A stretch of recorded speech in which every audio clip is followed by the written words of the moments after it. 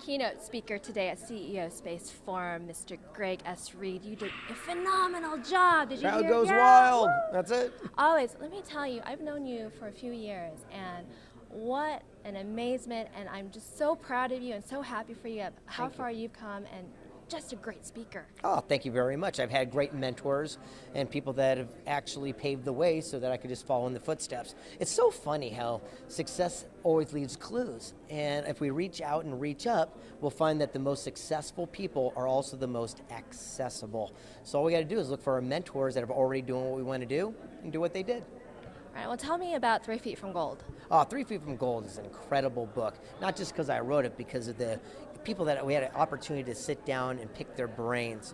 Where Napoleon Hill only talked about the success principles, what made people, rich and cool and successful, we did it from a different interpretation. We talked as modern day thought leaders and said, how did you overcome your challenges, your struggles, and those stories of perseverance? I believe that that's what we need to hear right now, because once we hear if they did it, then maybe I could do it too.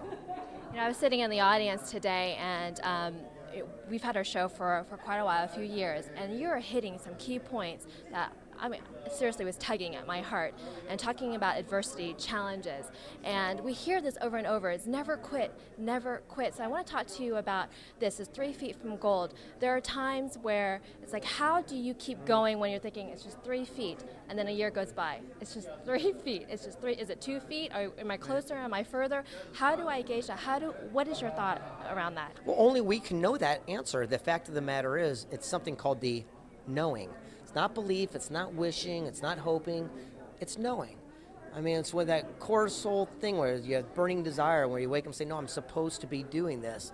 And that's the key. Never let people talk you out of your dreams once you find what that is. The challenge is, so many times new entrepreneurs fail because they're looking at something that they hope will be successful, or it's the latest, greatest get-rich scheme. And their heart's not in it. It's not their knowing. It's not their true desire. And that's where passion, that's where purpose comes from. Well, tell me, you had an incredible opportunity. What you're doing right now is teaming up with the Napoleon Hill Foundation. Oh, and anyone who knows about Napoleon Hill and the work, that's the root of most successful people. So tell me about the affiliation. Well, Don Green, the president CEO of Napoleon Hill Foundation, has given me a great honor, as well as Sharon Lecter and a couple of individuals, to travel the world and meet with today's icons to find out what they're doing to have success in their life.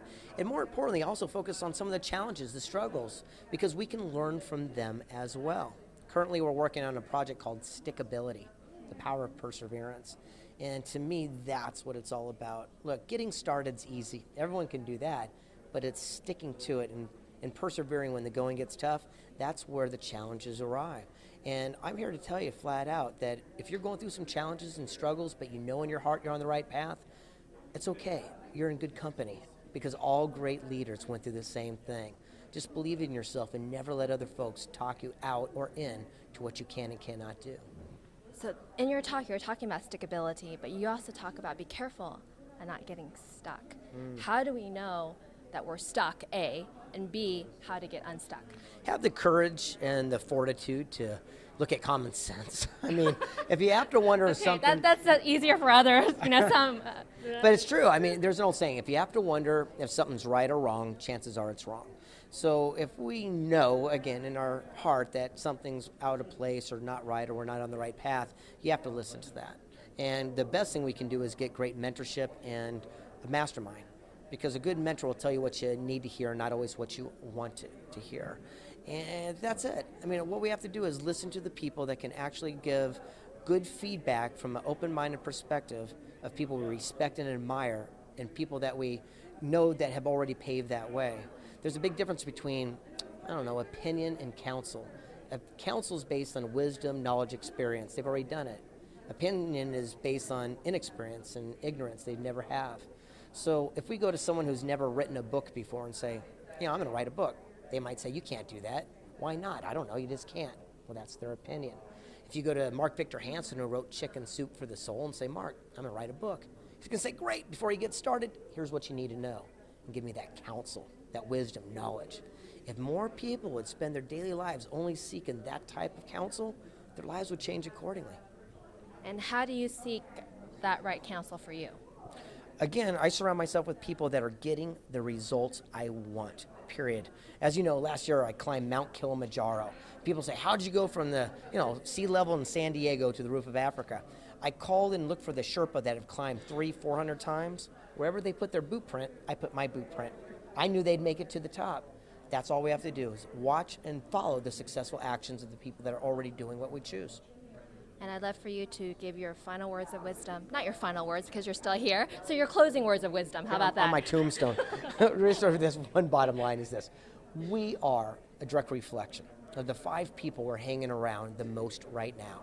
Our attitude, our income, and our lifestyle is the average of that group. When you change your association, your life will change accordingly. Back in school, if you hung around the smokers, you're a smoker. Hung out with the jocks, you're a jock.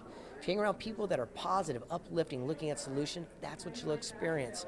I invite you to start raising your standards because, trust me, you're just 3 feet from gold.